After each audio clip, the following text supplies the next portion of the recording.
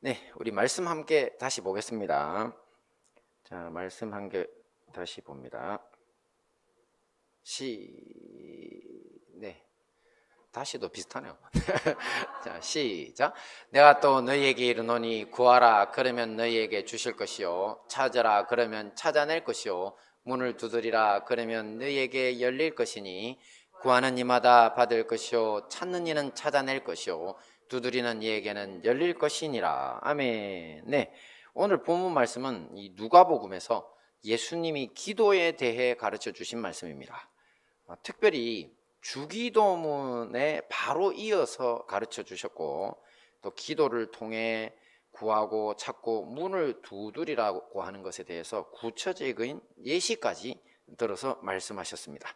그러니 구하고 찾고 두드리는 기도는 주기도문처럼 늘 마음속에 새기고 살아야 할 교훈이라는 것으로 볼 수 있습니다. 이해하셨죠? 어떤 기도하고 항상이라고요? 주기도문하고. 자, 그래서 우리가 이 부분을 함께 살펴보고 은혜를 나누도록 하겠습니다. 자, 먼저 한번 봅니다. 시작. 한밤중에 빵 빌리기. 네, 이게 무슨 말이냐면 예수님이 구하고 찾고 두드리는 기도에 대해서 예시를 하나 드십니다. 만약에 너희 중에 여행 중에 밤늦게 찾아온 친구가 있는데 준비해둔 음식이 하나도 없는 경우를 생각해 보라고 하셨습니다. 자, 원래 유대인들은 유목민 출신이죠. 자, 유목민은 원래 이제 양이나 이런 가축들을 데리고 여기저기 막 돌아다녀야 됩니다. 그죠? 자, 그러다 보니까 자기들도 어느 때고 누군가의 손님이 될 수 있는 상황입니다. 왜냐면 우리가 타지에 가면 아는 사람한테 신세를 좀 지게 돼 있잖아요. 그죠? 그러다 보니까 이 손님 맞이하는 것을 목숨처럼 중요하게 생각하는 전통이 있습니다. 자, 그래서 손님 대접에 만약에 좀 소홀한 사람이다라는 소문이 퍼져버리면 그야말로 사회적으로 매장까지 당했다고 합니다. 그러니까 사람들이 아예 상대를 안 해주는 큰 어려움을 당하게 되는 거죠.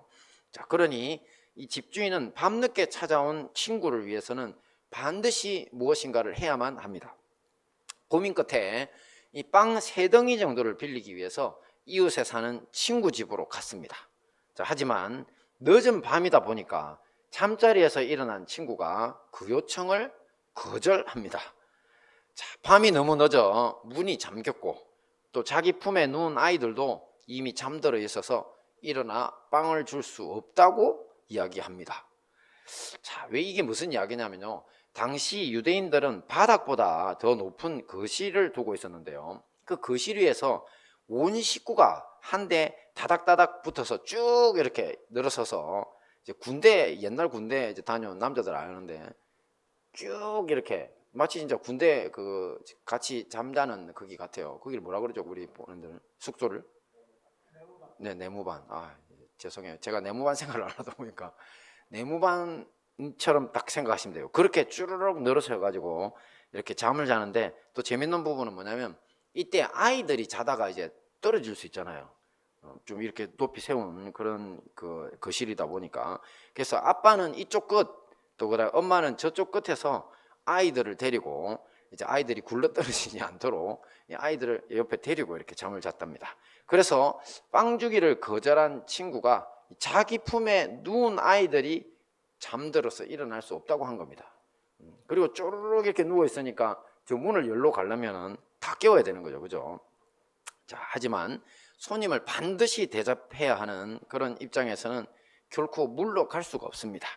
계속 문을 두드리면서 간청하고 또 간청을 하다 보니 결국 늦은 밤 온 식구가 잠든 것을 이유로 이 요청을 거절했던 친구는 그 간청을 이기지 못하고 일어나서 요구를 들어주는 것으로 이야기가 끝이 납니다. 자, 네, 이제 이 이야기 속에 들어있는 기도의 교훈, 구하고 찾고 문을 두드린다는 것에 대해서 구체적으로 살펴보겠습니다. 함께 봅니다. 시작. 내가 할 일, 하나님이 해주실 일. 말씀 볼까요? 구하는 이마다 받을 것이요 찾는 이는 찾아낼 것이요 두드리는 이에게는 열릴 것이니라. 네, 자, 사실 우리의 오랜 경험상 기도하는 사람들, 기도를 항상 하는 분들, 어떤 문제 앞에 그리스도인들 다 그런 삶을 살아야 되죠. 하지만 그리스도인인데 기도 잘 안 하는 분들도 좀 많으시더라고요. 하지만 일단 그리스도인이 되고 기도하는 것에 좀 마음을 두고 있는 분들이라면 다 공통된 고민이 딱 하나 있습니다. 자, 그건 뭐냐면 이제 기도 응답을 계속 기다릴 것인가, 아니면 내가 찾아 나설 것인가입니다. 재밌게도 오늘 본문 말씀이 그 고민에 대한 매우 정확한 답을 제시하고 있습니다. 자, 말씀을 보시면 앞에서 구하는 이는 뭐라고 했습니까? 받을 거라고 했죠. 그럼 누가 주는 겁니까? 네, 맞습니다. 그런 걸 응답을 받는다고 하는데 응답은 하나님이 줍니다. 하지만 찾는 이가 찾을 것이라는 거요. 누가 찾는다는 겁니까? 바로 자기가 찾는 겁니다. 기도하는 사람, 자기가 찾는 거죠. 그 다음에 문을 두드리는 사람에게는 어떻게 한댔습니까? 열린다 그랬죠. 그럼 자기가 여는 겁니까? 안에서 열어주는 겁니까? 맞습니다. 하나님이 열어주시는 것입니다. 자, 간단하죠. 정리해 보시면 구하면 주시고 두드리면 여시는 분은 하나님. 기도 상황에서 찾아서 찾아내는 것은 기도하는 사람. 할렐루야. 자, 어떻습니까? 기도 응답만 계속 기다려야 합니까? 아니면 문제 해결을 위해서 해법도 찾아 나서야 합니까? 그렇죠. 오늘 말씀에 의하면 분명해집니다. 기도와 함께 부지런히 해결책을 찾아 나서는 것이 정답이라는 겁니다. 우리 교회를 오래 다니시다 보면 누군가에게 뭘 부탁을 했어요. 아, 이런 것 좀 해주세요 이랬더니만 그 집사님이 거절의 뜻으로 이렇게 말합니다. 기도해보고 결정할게요. 이렇게. 네, 거절의 뜻입니다. 이거는 기도해보고 할게요는 다 거절입니다. 네, 아주 완곡한 거절이죠. 근데 그게 이 오늘 말씀에 비춰보면 맞다 틀렸다? 틀린 거죠. 기도로 그럼 하나님의 응답이 오면 내가 할게요 이 말인데, 자기가 이 이야기를 듣고 이 부탁을 들어줄 수 있는 방법을 찾아 나서겠다까지가 들어가야 됩니다. 그 말 속에는 기도하겠다라는 거, 그죠? 그래서 내가 하나님께 기도도 해보고 하고 그 다음에 할 수 있는 방법을 찾아 나서 보겠다. 뭐 시간이 없다거나 아니면 무슨 상황이 있다거나 찾아봤더니만 되겠다. 뭐 이렇게 대답을 해야 되는 게 맞죠, 그죠? 그래서 혹시 누구한테 완곡히 거절할 때 기도해보겠다 소리 하지 마세요. 말씀에 의하면 찾아보겠다까지 포함되기 때문에 안 찾아보면 죄를 당하는 겁니다. 자기가 죄가 있는 거예요. 네, 말해놓고 안 지켰으니까. 자, 이건 할렐루야라고 말을 못 하겠네요. 자, 명심하시고요. 그리고 이제 구하고 찾는 것에 대해서 조금 더 자세히 한번 살펴볼게요. 오늘 본문 속 밤늦게 손님을 맞은 사람도 빵을 구하기 위해서 이웃집으로 가서 결국 문제 해결에 성공했죠. 찾아 나섰으니까. 제가 중학교 시절에 이제 옆 동네 교회에 청소년 청년 연합 부흥회가 있었습니다. 이 40년이 다 돼가는 일이라서 아주 정확하게 세세한 부분까지는 생각이 나지 않지만, 그때 이 강사로 서신 분이 지금 생각해도 굉장히 독특한 분이셨습니다. 그 교회 집사님이 강사를 하셨는데요, 이 알아주는 명문대 출신으로 아주 박학다식하고 참 말을 잘하셨던 걸로 기억합니다. 그런데 당시 교회 부흥회에서는 상상도 못할 이야기를 많이 하셨어요. 뭐 예를 들어서 당시까지 이제 불온서적이라고 해서 빨갱이들 책이라고 못 읽게 하던 이 마르크스 레닌의 뭐 자본론 같은 책도 소개를 하시고, 또 자기가 대학 등록금 전액을 부모님 몰래 주식 투자를 왕창 했다가 통째로 날린 이야기도 해주시고, 또 자기가 주한 위군교회에 가서 성가대 지휘자 하던 경험도 이야기를 해주셨어요. 그래서 제가 그 이야기를 들으면서 도대체 저분의 정체가 뭐야 이런 생각을 했던 때 그 정도로 하여튼 좀 독특한 분이었어요. 그래서 제가 참 기회만 되면 다시 한번 찾아뵙고 싶은데 지금 한 80이 넘으셨겠죠. 어쨌든지 그 집사님의 간증 중에 기도와 관련해서 아주 인상 깊었던 것이 하나 있습니다. 자, 자기가 한 번은 고등학교 때 공부를 되게 잘하는 분이에요. 근데 기말 시험을 앞두고 갑자기 무슨 생각이 들었는지 시험 공부를 딱 멈췄답니다. 그리고는 며칠간 작정 기도를 하면서 시험 당일에는 아예 철야 기도까지 했다고 했습니다. 자, 내일이 시험인데 밤새 잠도 안 자고 열심히 기도를 한 겁니다. 기도 제목이 무엇인지 아시겠습니까? 네, 주여 문제지와 답지를 보여주시옵소서. 이게 기도 제목이었어요. 네, 고등학생이. 자, 며칠 동안 작전 기도하고 시험 전날 철야 기도 딱 들어간 겁니다. 하늘을 향해 주야 엄청 했다고 하시더라고요. 지금도 기억이 나요. 자, 결과는요. 자, 응답은커녕 시험 공부 안 했지, 잠도 제대로 못 잤지, 졸음은 쏟아지지. 예, 시험을 완전히 망쳤다고 그렇게 간증을 하시더라고요. 참 대단한 분이죠. 뭐 저 같으면 시도도 못했을 겁니다. 저 어떻게 그런 시도를 해봤을까? 자, 실패를 통한 이 귀한 경험을 우리에게 공유를 해주셨는데, 자, 구하고 찾는 것에다가 이 간증을 대입해 보면 어떻습니까, 여러분? 뭐가 부족했던 거죠? 그렇죠. 찾는 게 부족한 거죠. 그러니까 기말 시험을 잘 치게 해달라고 구하는 기도는 잘했는데 본인이 찾아 나서야 하는 공부는 안 했다는 것이 문제라는 겁니다. 우리 역시 마찬가지입니다. 우리도 뭔가 이런 거를 해주기를 주님 앞에 소망하는 기도들이 있죠. 하지만 그 소망과 함께 내가 해야 될 일을 해야 됩니다. 여러분, 공부 안 하고 뭐 시험 잘 치게 해달라, 나쁜 기도를 했는데 이유는 뭐라고요? 구하는 것까지는 잘했지만 찾지 않아서. 네. 뭐 사업하는 것도 그렇고 또 건강하게 되는 것도 그렇고 다 똑같은 계열에 들어가 있는 이야기입니다. 자, 그 다음 보겠습니다. 시작. 문을 두드리라. 네, 기도와 함께 찾아 나섰다면 이번에는 뭘 해야 된다고요? 문을 두드려야 합니다.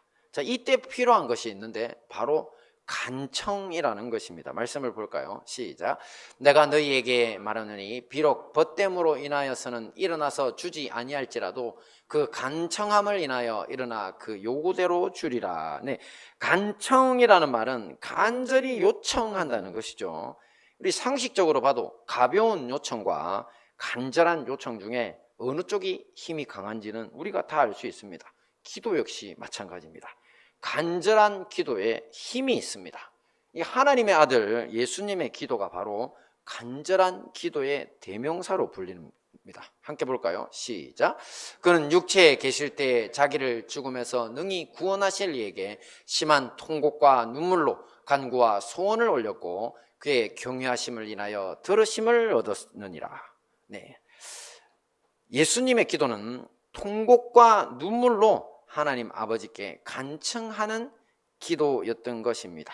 오늘날을 살아가는 우리에게 부족한 부분이 바로 이 부분입니다. 이 통곡과 눈물로 간구하는 교회와 성도들이 너무 부족한 것이 현실이죠.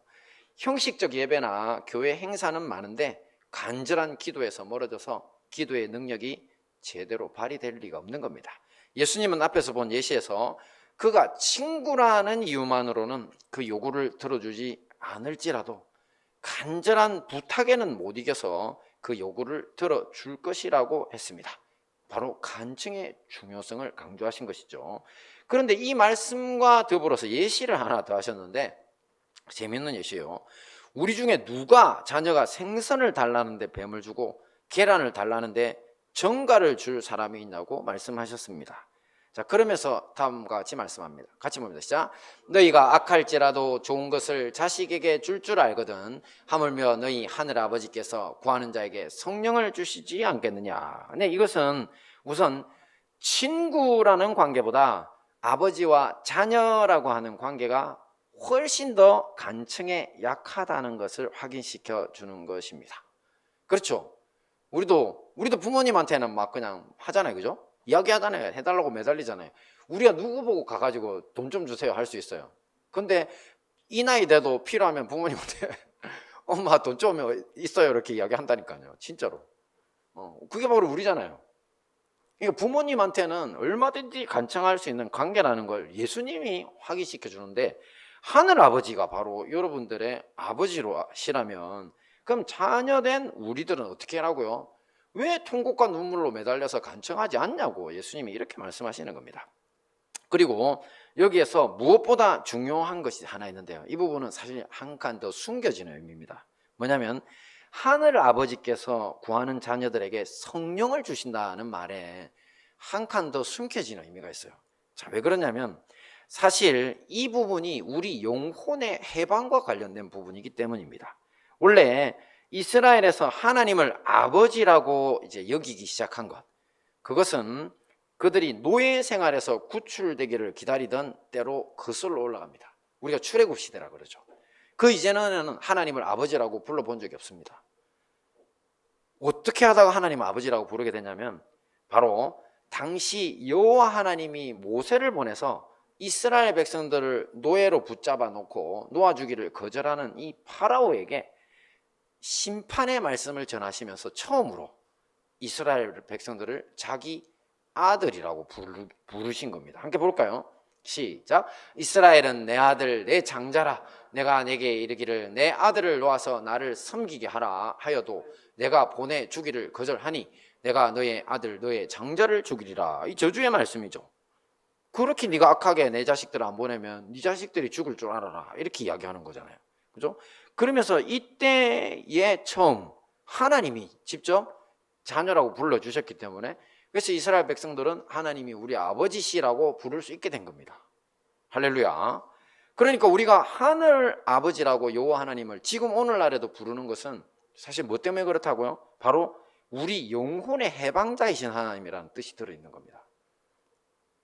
그래서 우리가 하늘에 계신 우리 아버지요, 주기도문 시작할 때도 그냥 우리 아버지신갑다, 그냥 창조주신갑다 여기에서만 국한되는 게 아니라 우리 영혼의 해방자로서 우리의 삶 전체를 하나님 나라로 옮기시고 바꾸실 그 구원자라고 하는 의미가 들어있다는 것입니다.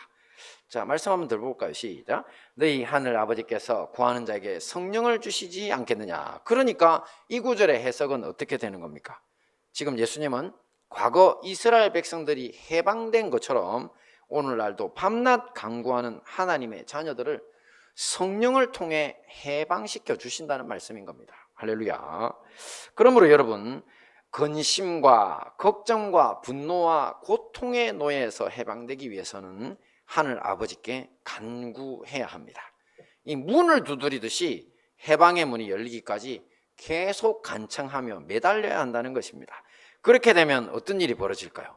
바로 성령께서 우리의 삶을 하나님 나라로 만드셔서 굶주린 이들에게는 먹을 것을 주시고 또 용서를 구하는 죄인들에게는 대속의 은혜를 부어주시고 또 어둠의 권세로부터 승리를 얻도록 이끌어 주신다는 것입니다. 할렐루야.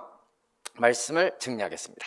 주기도문처럼 늘 마음속에 새기고 기도해야 할 기도가 있었죠. 어떤 거였습니까? 구하고 찾아라 기도. 자, 구하는 기도를 부지런히 해야 하지만 찾아 나서는 노력도 어떻게 해라? 열심히 해야 된다고 그랬죠. 그리고 마지막으로 어떤 기도입니까? 문을 두드리는 기도. 바로 간청의 기도. 기도의 소원을 가지고 예수님처럼 통곡과 눈물로 하늘 아버지께 매달릴 줄 알아야 한다고 했고요. 또 숨겨진 의미 중에 성령님을 통해 우리의 삶에 하나님 나라가 열릴 수 있도록 문을 두드리듯이 계속 간구해야 한다고 했습니다. 이 모든 말씀으로 구하고 찾고 문을 두드리는 기도로 승리하시는 우리 행복한 다니엘 교회와 형제교회 성도님들 되시기를 축원합니다. 아멘.